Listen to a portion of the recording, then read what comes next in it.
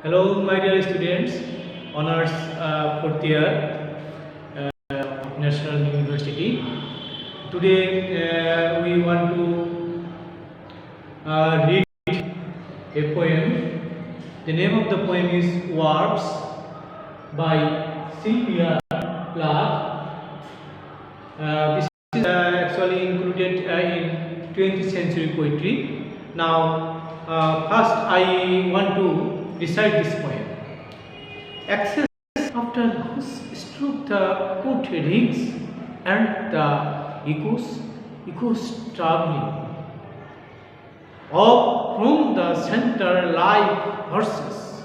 The set was like tears, like the water striving to re-establish its mirror over the rock that drops and turns a white skull, eaten by weedy greens. Years later, I encounter them on the road. Words dry and riderless, the in deep fatigable hoof taps, while from the bottom of the pool, fixed stars govern a light. Now I want to analyze this poem.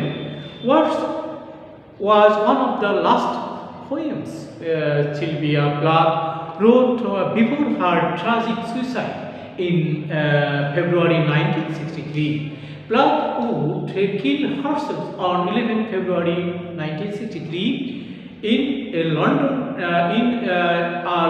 apartment she had decided to rent because WES had once lived there.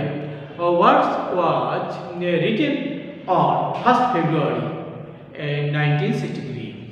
You can read a Plath's poem words here before proceeding to our analysis below. As the poem's title implies, words is a mission on the very start of poetry. Although it is neither wholly favorable nor wholly damning about the power of words, we begin in summary with a single word, access. It's a plural picking up on the poem's plural title, access, immediately invites us to draw a link between a title and opening line. Words are access. In that they are cutting, powerful, but also potentially deadly.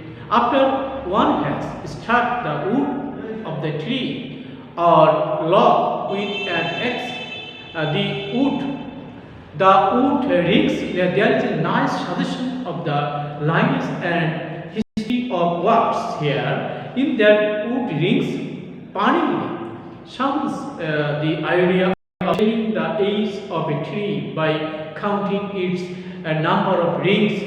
Words too come with a history of their own. As Dennis Porter once said, the problem with words is that you never know whose mouth they have been in. Like that axe peeling a tree or slicing a log, words echo and the echoes they travel out from the center. The one who has spoken or written those words galloping away like horses. The horse's image is another one, which signals Plath's ambivalence.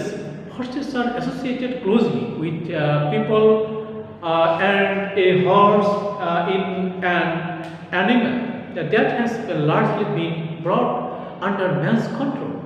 We can train horses, use them for travel and so forth, but they cannot be worried or frightened and revert to their wild fight or flight state, in which case they might veer off course out of control, galloping along. The one who should have them under control. Is this what words are like?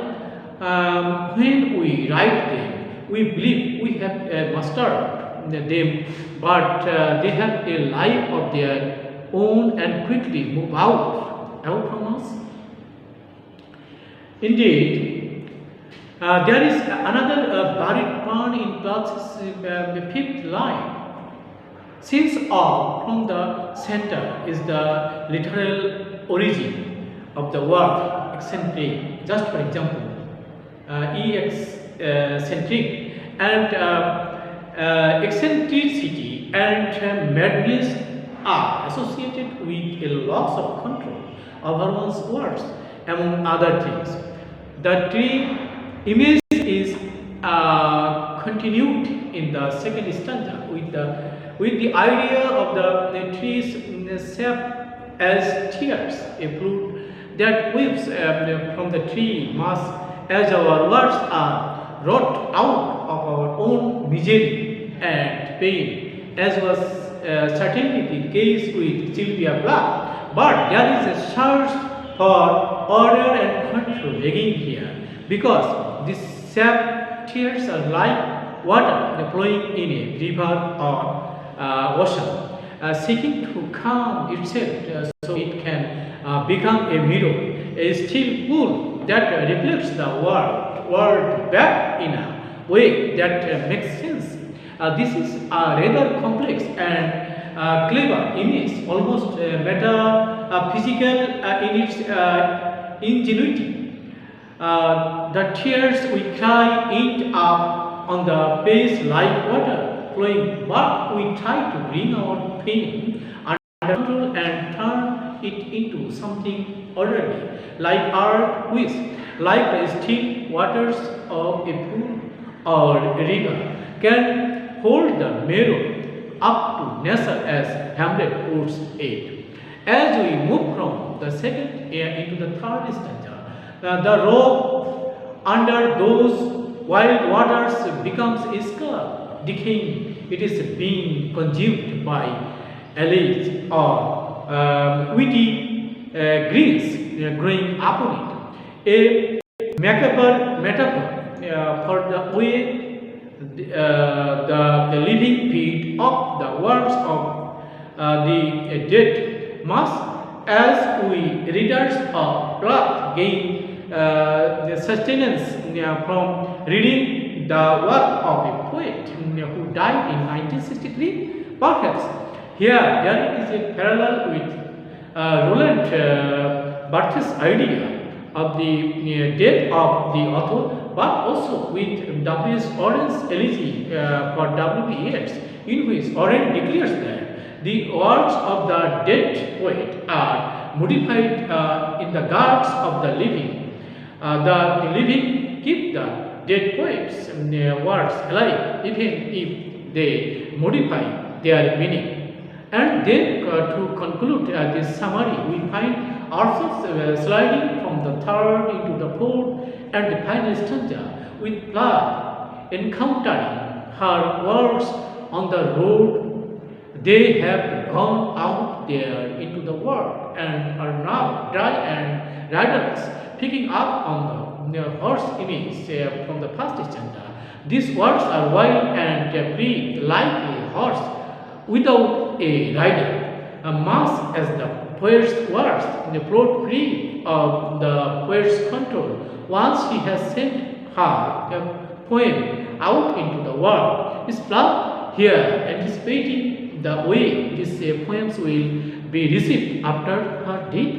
She may have known so near to her suicide that she would never see them in print, but that they may well see the light of day after day.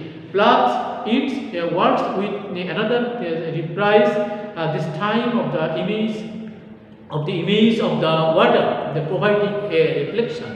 In this case, a reflection of the fixed stars which govern the life of the poet.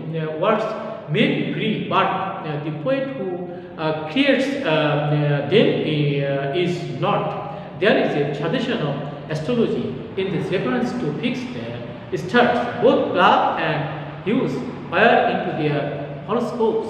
If this final image of the pool suggests that the poem now completed both in metaphor and reality, as we reach the final lines, has settled down like those while flowing waters in order to reflect the truth of the world.